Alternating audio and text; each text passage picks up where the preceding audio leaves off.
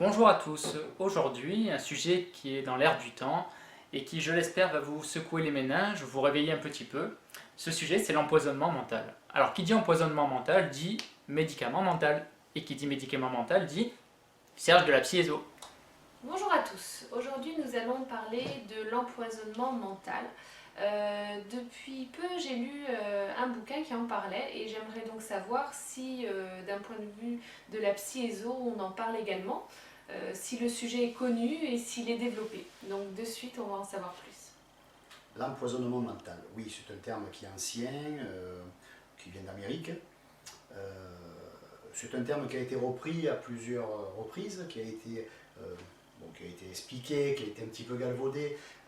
Là encore, il y a deux formes d'empoisonnement mental. Il y a la plus ancienne et on va dire la plus médiatisée, tout ce qu'on appelle le faire du mal à distance, l'envoûtement, le ceci, le cela. Bon, l'empoisonnement mental, c'est un petit peu ça, hein, c'est dire à quelqu'un, par exemple, tu verras ce que tu as fait, ça va pas te porter chance. Bon. Ou alors, tu verras, je vais me venger, j'ai des moyens, je vais te faire du mal à distance, etc. Tu ne pourras pas t'en prémunir, tu ne pourras pas t'en protéger parce que je peux passer. Ou alors, tu auras le choc en retour, ou tu vas voir ton karma, ou la roue tourne. Voilà, toutes ces expressions qui sont censées fragiliser la confiance en soi d'une personne, c'est de l'empoisonnement mental. Mais, par extension, parce que bon, c'est rare maintenant qu'on parle d'envoûtement, des trucs comme ça dans la vie de tous les jours, hein. Par extension, l'empoisonnement mental, c'est quoi? C'est des expressions du genre « Oh, toi, de toute façon, tu n'arrives jamais à rien réussir ». Ou alors « Oh, ben, de toute façon, tu n'attendais pas à l'heure, tu arrives toujours en retard ». Tout ce qui peut abaisser, avilir, tout ce qui peut amenuiser, tout ce qui peut abrutir, tout ce qui rend les gens tributaires ou dépendants des notes que peuvent leur donner les autres. Tu es ceci, tu es cela, le trop, le pas assez, tout ça c'est de l'empoisonnement mental. Chaque fois qu'on dit à un gamin par exemple dépêche-toi, je suis toujours en retard à cause de toi, chaque fois qu'on culpabilise quelqu'un, chaque fois que l'on fait comprendre à quelqu'un qu'il est de trop, qu'il n'est pas le bienvenu, tout ça c'est de l'empoisonnement mental. Voilà. Dans la plupart, une chose qui est désagréable à dire, mais il faut la dire parce que c'est la vérité, et la psyéso est là pour dire les choses que personne ne veut entendre, et parler quand personne ne veut dire. Mais c'est vrai que beaucoup d'enfants ont été empoisonnés pendant leur jeunesse parce qu'on les a fait culpabiliser, on leur a fait croire que c'était de leur faute, on leur a fait croire que, et tu sais, maman va tomber malade si tu continues à pas faire ci, à pas faire ça, papa quand il va rentrer, il va être de mauvaise humeur, etc. Donc finalement, le gosse, il est surchargé de responsabilités, il a une culpabilité qui lui déborde des yeux, il sait plus où la mettre, et plus tard, ben, il est névrosé, et plus tard, il prend des médicaments, et on voit en Amérique, hein, avec tout ce côté permissif de l'enfance, hein, parce qu'en Amérique, il ne faut pas toucher les enfants, il ne faut surtout pas leur mettre une fessée, bien que le cul n'est pas d'âme, hein, comme me disait mon arrière-grand-mère, quand je me faisais corriger, et on a vu ce que ça donnait, je suis devenu fou maintenant.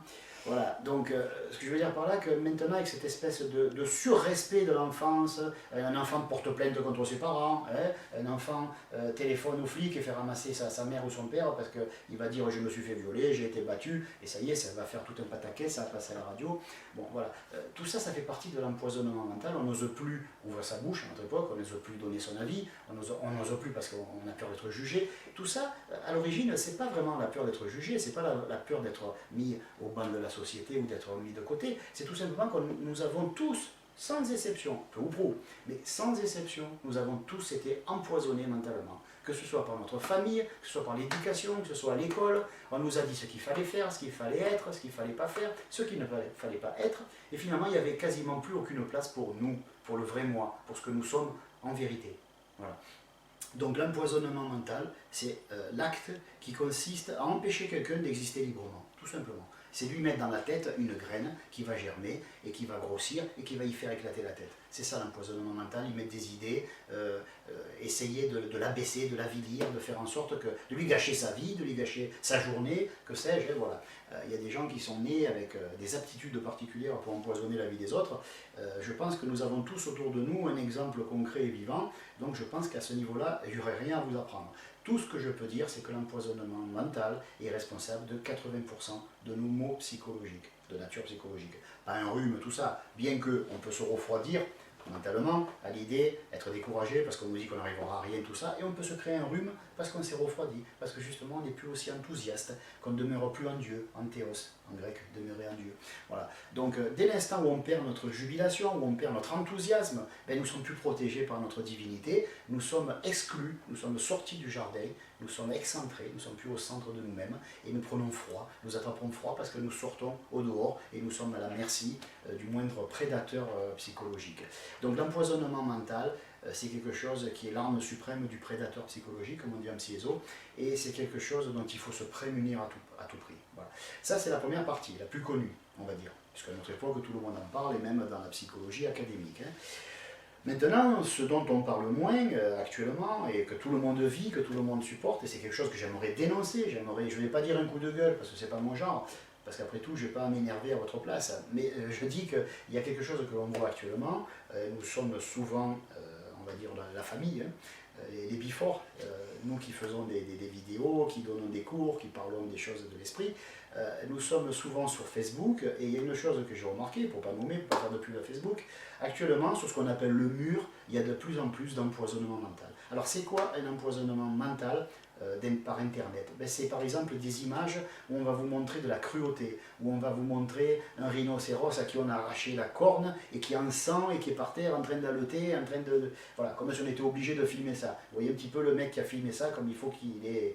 Enfin bon, je ne vais pas donner mon avis là-dessus, je crois que vous le connaissez. Après, on va vous montrer des images de femmes enceintes égorgées, d'enfants qui sont mutilés, et on va vous dire, il faut avertir, il faut prévenir, comme si nous ne savions pas ces choses-là. Je crois qu'il faut arrêter là. Il faut arrêter de se pourrir la vie. Parce que moi, quand j'ouvre mon mur et que je vois des images comme ça, j'ai envie de vomir sur mon écran. Et j'en ai marre de devoir effacer mon écran, de devoir le nettoyer avec la javel, j'en ai marre. Voilà. Donc, par pitié, quand vous avez sur votre mur ces images qui sont infectes, ces pollutions mentales, levez-les, virez les gens qui mettent ça. Ils ne veulent pas informer. Ils se font le jeu des forces de l'ombre, de ce que nous appelons les forces de l'axe en psyéso. Ils se font le jeu du mal, de la méchanceté. Parce que de toute façon, ça va donner quoi? Vous allez être informés. Mon Dieu, on ne sait pas qu'il y a des enfants qui meurent de faim.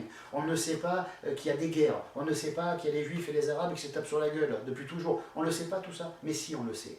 Et qu'est-ce qu'on peut y faire? Est-ce que c'est nous qui avons déclenché ces guerres? Est-ce que nous avons le pouvoir de les arrêter? Tout ce que nous avons comme pouvoir, c'est de nous morfondre à l'idée d'être impuissants. Donc voilà, ce que veulent les forces de l'ombre, ce qu'ils veulent, c'est que justement les gens se mettent en colère, que les gens soient indignés, que les gens soient offusqués, et que la fréquence vibratoire baisse au plus bas. Parce qu'une personne dont la fréquence est basse, c'est une personne qui est accessible, c'est une personne que l'on peut empoisonner mentalement encore plus, c'est une personne qui est tout sauf forte. Donc c'est une personne qui est manipulable.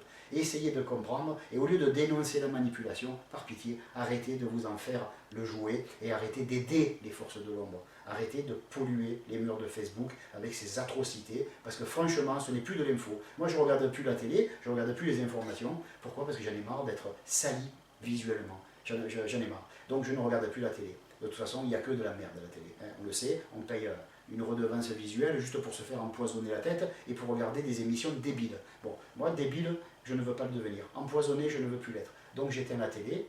Et je pense que je vais être obligé tout le temps d'éteindre Facebook parce que finalement, je n'arrive plus à parler de choses saines, je n'arrive plus à voir des... Je sais pas, ça emmerde les gens de voir des petits oiseaux, ça emmerde les gens de voir des belles images de coucher de soleil, de lever de soleil, ça les emmerde, je sais pas.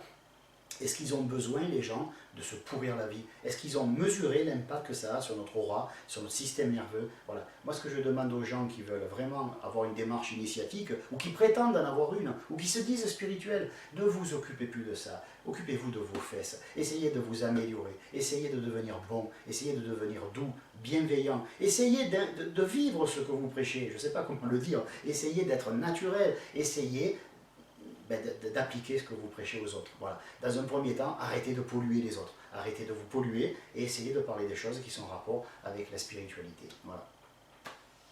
Alors, si vous avez des questions, envoyez-les nous à l'adresse qui s'affiche en bas de l'écran. Merci, à bientôt.